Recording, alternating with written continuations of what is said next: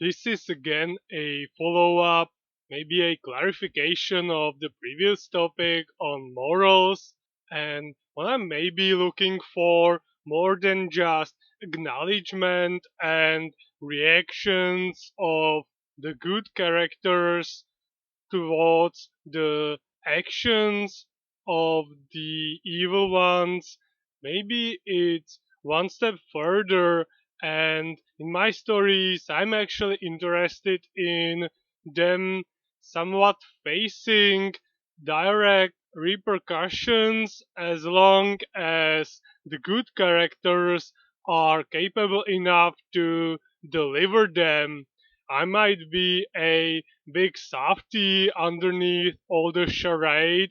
I said it before, I only play good characters in Neverwinter or Baldur's Gate, Light Side in Knights of the Old Republic, and Paragon in Mass Effect. I enjoy happy endings. I'm not sure if I want them in my stories, not always.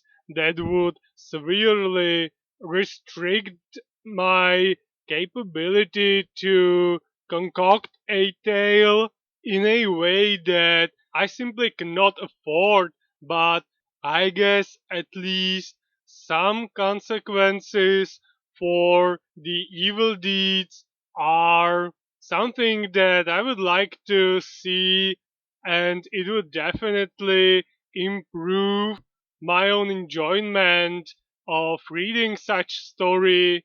Although the problem is that it can't just always work out for the good characters. They can't just always come on top.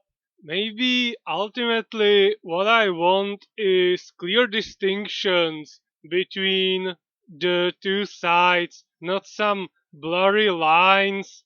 I'm unsure if I even want to write any gray stories. I would say that the perfect example of how far I'm willing to go in this territory would be Conan, even though he does certain things that could be considered immoral, like stealing, he kills, or not immoral, illegal, but he still retains a moral compass, and there are things that he's simply unwilling to do.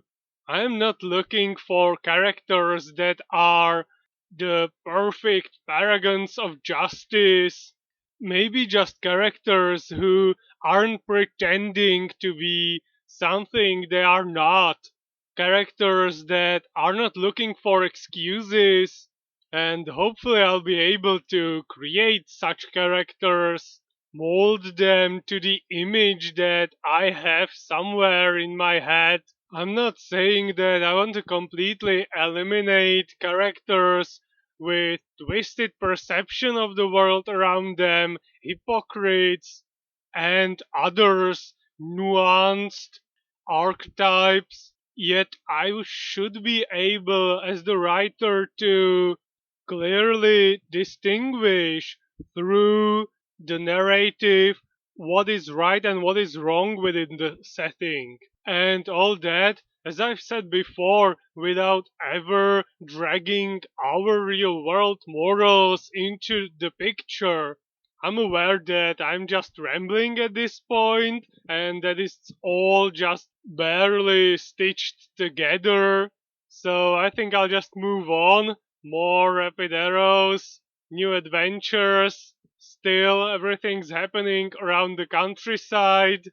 And this time, Mirek is concerned about the behavior of some of the boys, young men that live there and spend their time in idleness, fighting, bullying others, and pretty much just being unproductive.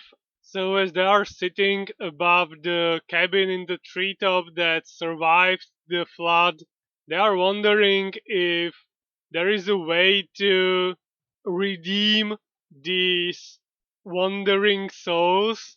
So they venture into the fields, and there they find a group of boys or young men bullying a much younger boy, twisting his ears. Nothing extremely serious, but still something unbeknownst to boys as Mirek would like to see them, proper young men.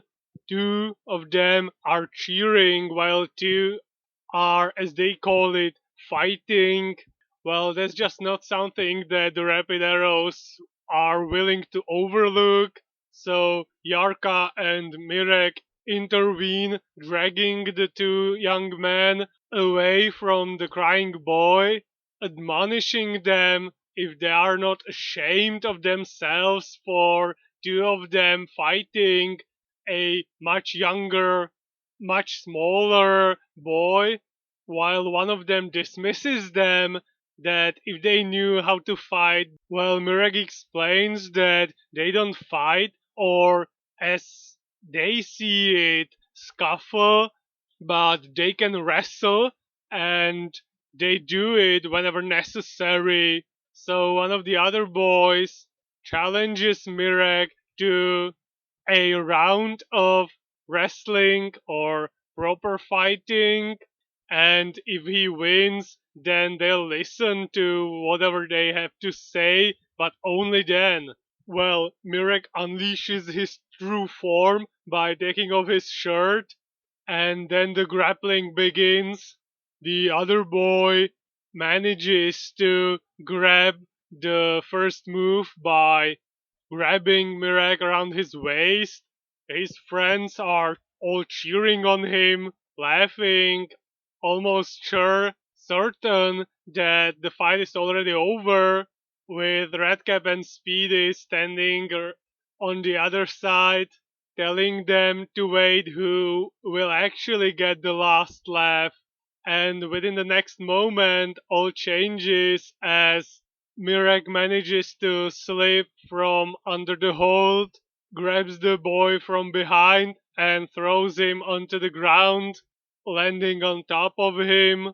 He grabs his collar and asks if that's enough for a demonstration, while the other friends of the felled foe are all astonished, and Speedy and Redcap are standing by with their arms crossed, noses pointing right towards the sky, proud as if it was them who defeated the other boy. So the group of good for nothings admit that the Rapid Arrows are capable of taking care of themselves, and they are willing to listen to whatever these other boys have to say. Maybe there actually might be some wisdom to their words. So they have the other boys sit around, and then Mirek pretty much explains that he just wanted to tell them that instead of brawling around the pastures, killing time, and wasting their lives, they could try to create a club with the help of the magazine Forward. I think that's what replaced the Young Herald that's been used in the previous chapters. And then the boys would use the advice the magazine gives the young boys to lead a less wasteful life. Mirek tells them of the various games and challenges they can complete and play within the club. Yarkak tells them about the 13 badges of Scouts Honor they can attempt to complete to properly test themselves, test their prowess. Then in the evening, they are finishing the application, including the name of the new club, Reconnaissance Flight, and in the last panel, the club's already formed, and the boy that challenged Mirek is admitting that what the Rapid Arrows taught them was truly beneficial to their lives, that they've experienced many great things in the club already, and they will never forget the grace of the rapid arrows, that they've shown them an entirely new way of enjoying their youth and even contributing something to others while doing so. Anyway, I'm going to stop here for today. Too long intro and only a singular adventure of the club. Really need to step up my game if I want to get through the rest of the book anytime soon. Definitely have to say that it's been fun doing this so far, and continuing doing so will hopefully actually aid me in improving my English, especially the spoken impromptu English, which is something that I'm definitely struggling with. So next time, more about characters, stories, and the club called the Rapid Arrows.